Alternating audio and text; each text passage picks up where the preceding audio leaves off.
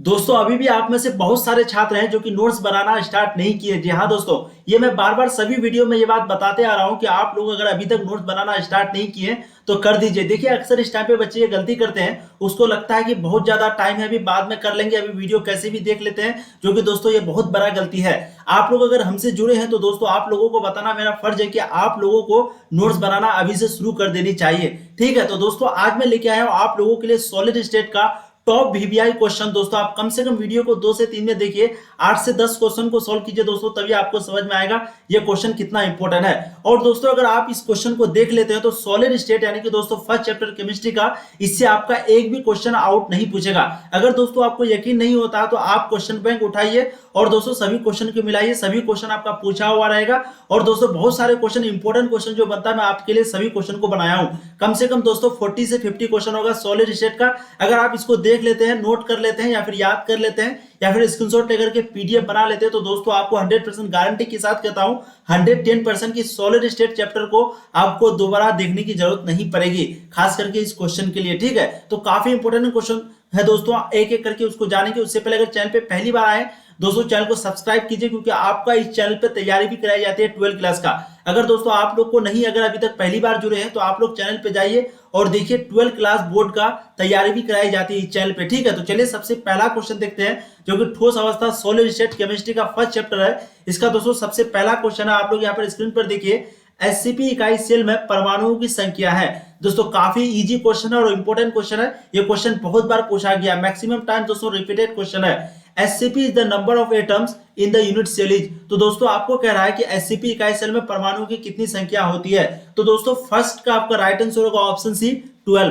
तो एससीपी इकाई सेल में परमाणुओं की संख्या कितनी होती है? 12। अब दोस्तों नेक्स्ट क्वेश्चन आपका यहाँ पर ध्यान से देखिए, निम्नलिखित में से कौन सा ऑक्साइड लौह चुंबकत्व प्रदर्शित करता है। दोस्तों यहाँ आपको कह रहा है which of the following oxide shows ferromagnetism. तो दोस्तों लौह चुंबकीय प्रदर्शित करता है निम्नलिखित में से कौन सा यौगिक, कौन सा कंपाउंड। तो दोस्तों सेकंड का आपका राइट आंसर होगा ऑप्शन ए MnO2। MnO2, जी हाँ दोस्तों, ये जो है ऑक्साइड लौह चुंबकीय प्रदर्शित करता है MnO2। अब दोस्तों नेक्स्ट क्वेश्चन है, क्रिस्टल्स होते हैं, आप लोग बताइए दोस्तों क्रिस्टल आर। तो क्रिस्टल क्या होते हैं दोस्तों, काफी इंपॉर्टेंट क्वेश्चन है।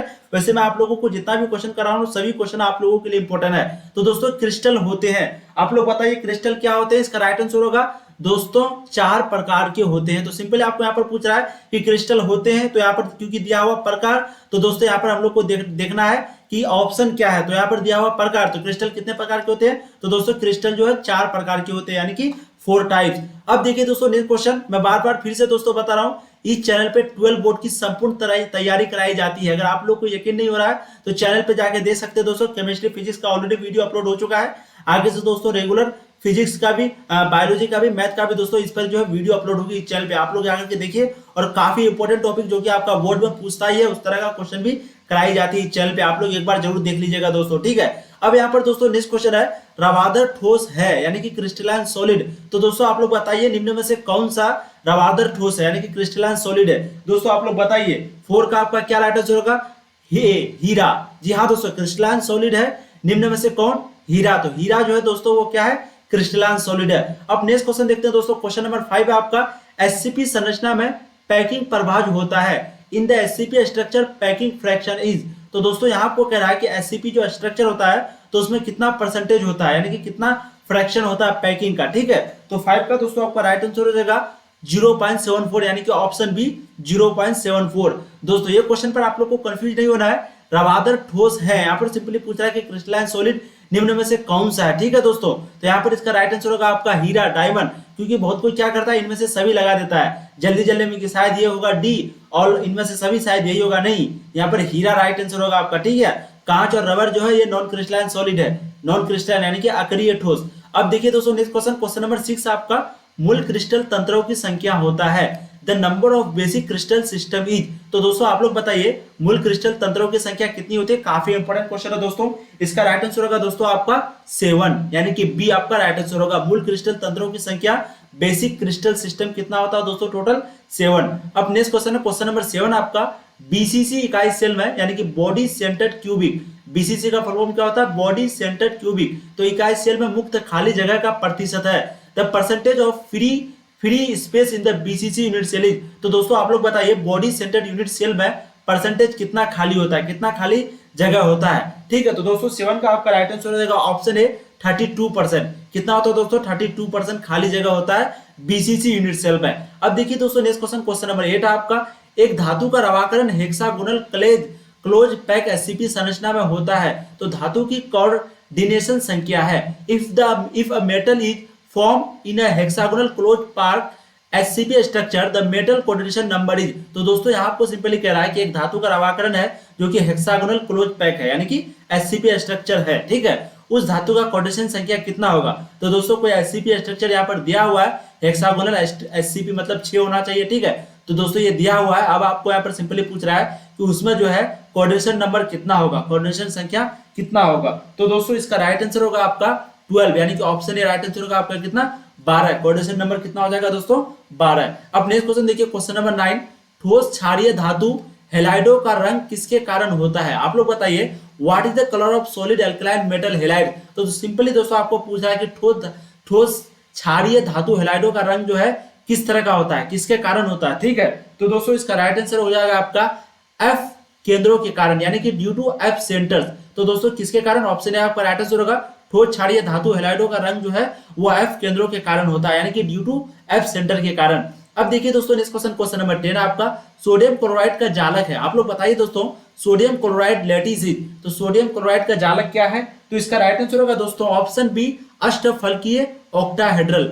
अष्टफलकीय ऑक्टाहेड्रल यानी कि ऑप्शन बी राइट आंसर होगा, सोडियम क्लोराइड का जालक है अष्टफलकीय यानी कि ऑक्टाहेड्रल। अब देखिए दोस्तों नेक्स्ट क्वेश्चन, क्वेश्चन नंबर 11, निम्नलिखित में से किस धातु की समन्वय संख्या 8 होती है। Which of the following metal has coordination number of 8। तो दोस्तों आप लोग बताइए, कमेंट कीजिए जिसको जिसको जो आंसर आता है कि निम्न में से कौन सा धातु समन्वय है जिसका कोऑर्डिनेशन नंबर जो है 8 होता है। दोस्तों कौन सा, पोटेशियम है या फिर फेरन है यानी कि आयरन है, जिंक है या फिर सोना है यानी कि एयू। ठीक है, गोल्ड है। तो दोस्तों 11 का आपका राइट आंसर हो जाएगा ए यानी कि पोटेशियम। जी हाँ दोस्तों, पोटेशियम आपका राइट आंसर हो जाएगा ए।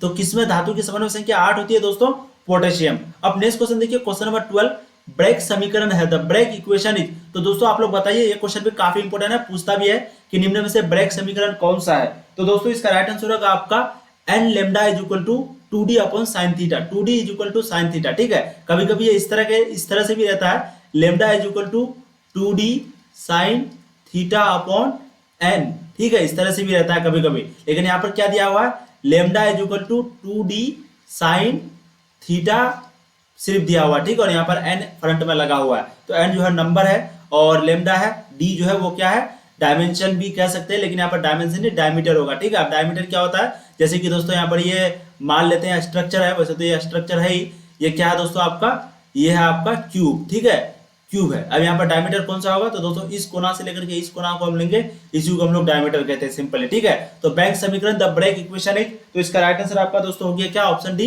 N lambda is equal to 2d sin theta. अब देखिए दोस्तों next question, question number 13, body centred cubic एकक सेल में लैटिस बिंदुओं की संख्या होती है। दोस्तों आप लोग बताइए बॉडी सेंटर्ड क्यूबिक एकक सेल में लैटिस बिंदुओं की संख्या कितनी होती है। The number of lattice points in a body centred cubic unit cell is. तो काफी इजी क्वेश्चन है, बीसीसी में जो है यूनिट सेल यानी कि परमाणु लैटिस पॉइंट की संख्या कितनी होती है। लैटिस पॉइंट पूछ दे या फिर परमाणु संख्या पूछ दे या फिर दोस्तों आयन की संख्या पूछ दे, कुछ भी पूछ दे, सारा चीज का मतलब एक ही होता है। ठीक है, तो इसका राइट आंसर दोस्तों आपका हो जाएगा 2। तो body centred cubic unit cell में कितना होता है दोस्तों, क्यों, क्योंकि आप लोग जानते हैं, मान लेते हैं रेक्टेंगुलर है। ठीक है, तो सभी कॉर्नर मिलाकर के कितना बनता है, 1 बनता है। इस तरह का कॉर्नर होता है तो सभी मिलकर 1 बनता है और एक बीच में रहता है, तो 1 और ये सभी मिलाकर के 1 हो गया कितना, 2। तो दोस्तों body centred cubic unit cell में बिंदुओं की संख्या कितना होती है, 2। ये सभी चीज को मैं डिटेल में बताया हूँ वीडियो में ही, जिसमें मैं पढ़ाता हूँ आप लोगों को। ठीक है, अगर आप लोग नए जुड़े हैं तो उस सब वीडियो को जरूर देख लीजिएगा दोस्तों, बहुत अच्छे से आप लोगों का तैयारी यहाँ पर कराई जाती है। बस आपको वीडियो को ध्यान से देखना है और नोट जरूर बनाना है। ठीक है, अब नेक्स्ट क्वेश्चन देखिए, शॉर्टकी दोष के कारण ठोस का घनत्व यानी कि density of solid due to Schottky defect. तो दोस्तों सिंपली आपको कह रहा है कि शॉर्टकी डिफेक्ट जो होता है उसके कारण ठोस का घनत्व क्या होता है, बढ़ता है, घटता है या फिर शून्य हो जाता है, क्या होता है। तो दोस्तों इसका राइट आंसर जो आपका होगा वो है घट जाता है यानी कि डिग्रेज। तो शॉर्टकी डिफेक्ट के कारण ठोस का घनत्व यानी कि डेंसिटी जो है वो घटता है, डिग्रीजेज। अब पूछ रहा है नेक्स्ट क्वेश्चन, फ्रैंकल तथा शॉर्टकी दोष है, Frenkel and Schottky defect are. तो दोस्तों सिंपली यहाँ पर पूछ रहा है कि फ्रैंकल और शॉर्टकी डिफेक्ट जो है वो किसके अंतर्गत आता है, नाभिकीय दोष के अंतर्गत, क्रिस्टल दोष, या फिर परमाणु दोष, या फिर अनुदोष। ये क्वेश्चन में दोस्तों आप लोगों को कराया भी हूं, इसका राइट आंसर जो है वो होगा ऑप्शन सी, परमाणु दोष यानी कि न्यूक्लियर डिफेक्ट। अब नेक्स्ट क्वेश्चन देखिए, क्वेश्चन नंबर 16, फलक केंद्रित घनीय जालक में एकक कोशिका कितनी एकक कोशिकाओं के साथ सहभाजित होती है?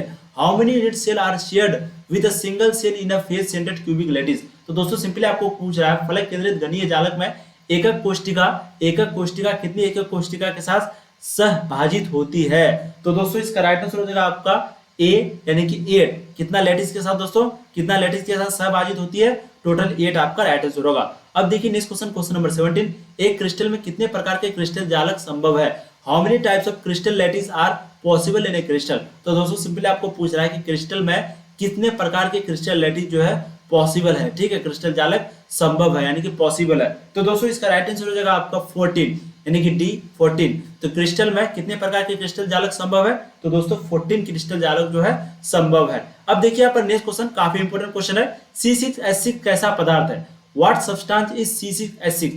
दोस्तों ये क्वेश्चन फर्स्ट चैप्टर का, ठीक है, ये क्वेश्चन पूछा भी है बहुत बार। तो यहाँ पर पूछ रहा है कि C6H6 का जो है वो स्ट्रक्चर क्या है, किस तरह का पदार्थ है दोस्तों। तो 18 का आपका राइट आंसर होगा ए, एंटी मैग्नेटिक। तो C6H6 जो है वो एंटी मैग्नेटिक यानी कि प्रतिचुंबकीय प्रकार का है। अब देखिए next question, question number 19, FCC एक जालक में कितने परमाणु होते हैं? FCC how many atoms are in lattice. फिर से आपको सिंपली वही पूछ रहा है, face centred cubic unit cell यानी कि FCC एक जालक है तो उसमें कितने परमाणु होते हैं दोस्तों, काफी इंपोर्टेंट क्वेश्चन है। तो इसका राइट आंसर होगा आपका डी 4, ठीक है। तो FCC एक जालक है, उसमें 4 परमाणु होते हैं। अब देखिए दोस्तों नेक्स्ट क्वेश्चन, क्वेश्चन नंबर आपका 20 है, पी प्रकार के डोपित अर्ध चालकों को प्राप्त करने में मिलाई गई अशुद्धि में सनिजी इलेक्ट्रॉनों की संख्या होगी।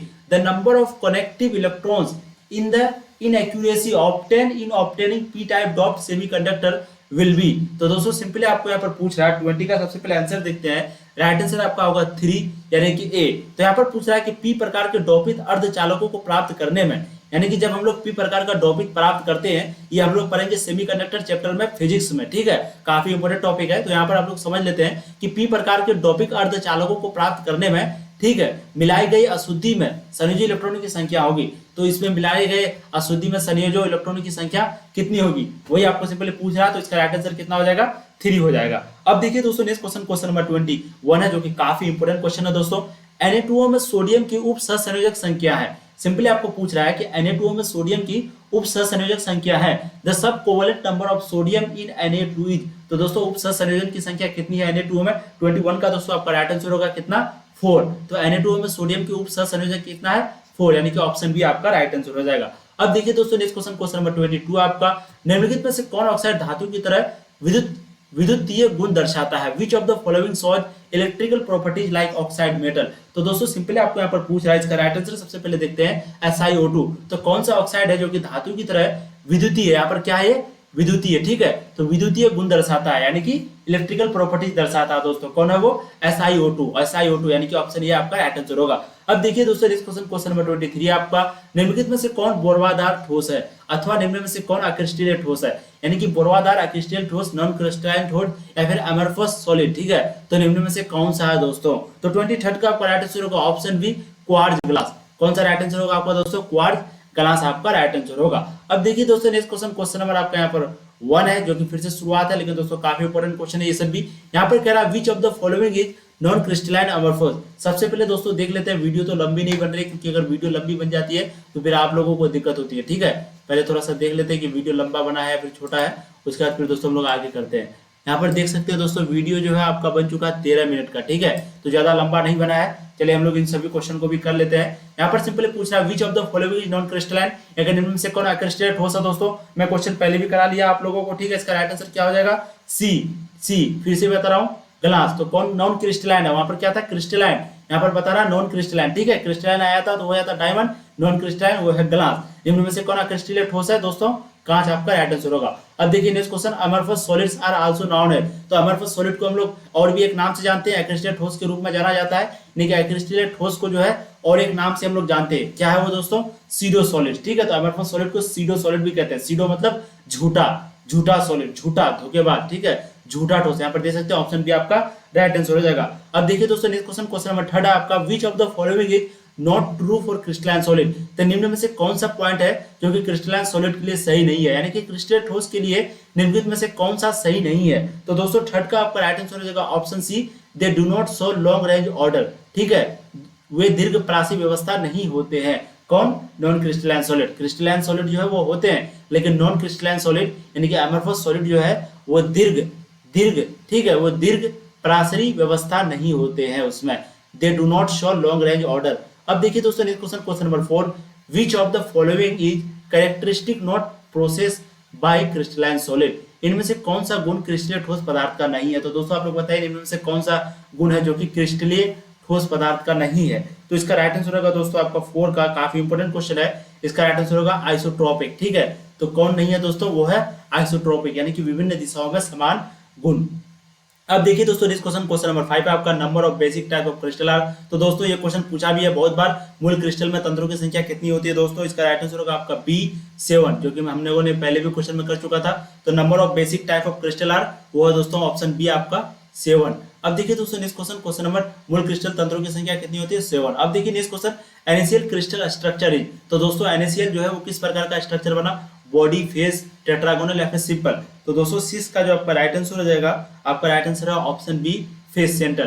तो Na क्रिस्टल स्ट्रक्चर जो है वो फेस सेंटर में होगा। ठीक है, फेस सेंटर। अब देखिए दोस्तों NaCl क्रिस्टल की संरचना होती है किस प्रकार का, तो दोस्तों फलक केंद्रित आपका राइट आंसर होगा, फलक केंद्रित। अब देखिए नेक्स्ट क्वेश्चन, क्वेश्चन नंबर 7 आपका, number of atoms in body centred cubic unit cell is.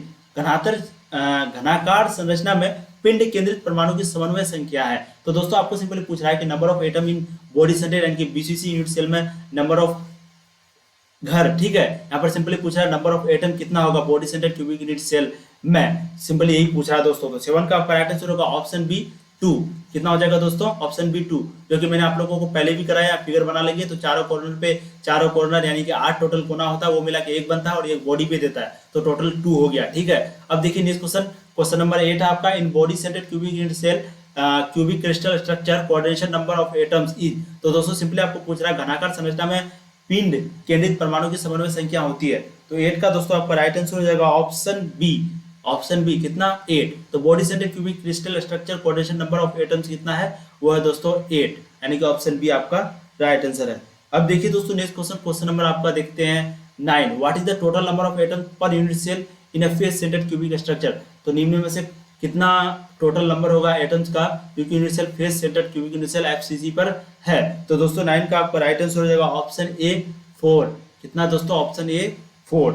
अब चलिए नेक्स्ट क्वेश्चन देखते हैं, काफी इंपॉर्टेंट क्वेश्चन। नेक्स्ट क्वेश्चन भी यहाँ पर देखिए, फलक केंद्रित एकक कोशिका का क्यूबिक संरचना में प्रति यूनिट सेल का परमाणु की संख्या क्या है। छोड़िए दोस्तों वो क्वेश्चन को आप लोग समझ लिया। अब ये क्वेश्चन देखिए, the structure of a compound made of elements A and B crystallize, the atom A is situated at the corners and atom B। तो दोस्तों सिंपली आपको कह रहा है एक स्ट्रक्चर सबसे पहले लेते हैं। ठीक है, यहाँ पर दोस्तों देख लीजिए एक स्ट्रक्चर ले लिया, यहाँ पर एक स्ट्रक्चर सबसे पहले लेते हैं। ये क्या है दोस्तों, यह है स्ट्रक्चर। इसको सबसे पहले क्यूब बना देते हैं, क्यूब। ठीक है, ये क्यूब बना देते हैं। ये क्यूब बनाने के बाद दोस्तों, the structure of a compound made of elements A and B the crystallize, the atom A is situated at the corner and B situated at the center of each face of cube, what is the formula of compound। तो दोस्तों 10 का जो आपका right answer होगा option A A3B। जिसको भी अगर समझ में नहीं आया तो वो लोग कमेंट कीजिए, मैं ये सभी क्वेश्चन को सॉल्व करके तभी आपको बताऊंगा। ठीक है, चलिए दोस्तों आज के लिए इतना ही रखते हैं, फिर दोस्तों नेक्स्ट वीडियो में मिलते हैं। ठीक है, और एक बार फिर से बता दे रहे, चैनल पे पहली बार आए तो चैनल को सब्सक्राइब तो कीजिए ही, और इस चैनल पर 12 क्लास का संपूर्ण तैयारी कराई जाती है, इंग्लिश और हिंदी के साथ भी, इसलिए आप लोग जल्दी आइए। ठीक है, यहाँ पर बहुत ज़्यादा परेशान हाल है कभी। ठीक है दोस्तों, तो सभी वीडियो में जुड़िए, सभी वीडियो को देखिए, चैनल को सब्सक्राइब कीजिए। फिर मिलते हैं नया वीडियो में, तब तक के लिए आप लोग पढ़ाई करते रहिए। All the very best.